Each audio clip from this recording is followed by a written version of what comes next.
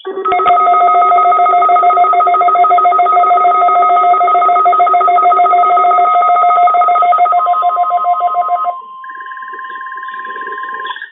is a test of the NOAA Weather Radio Alert System. During hazardous weather and emergency situations, the alert tones which were just broadcast will automatically activate special receivers to alert you of impending hazards. This test is normally conducted weekly around 11 a.m. If hazardous weather is imminent or occurring, the test may be canceled. To provide the most consistent warning service possible, the alert tones will only be activated for the following counties in the KXI42 listening area: in Missouri, Perry, and St. Genevieve. In Illinois, Randolph and Perry. If your receiver was tone activated, the alert function will automatically reset after the test.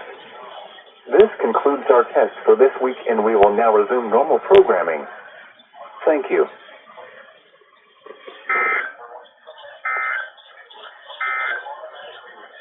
Today, a chance of thunderstorms, showers,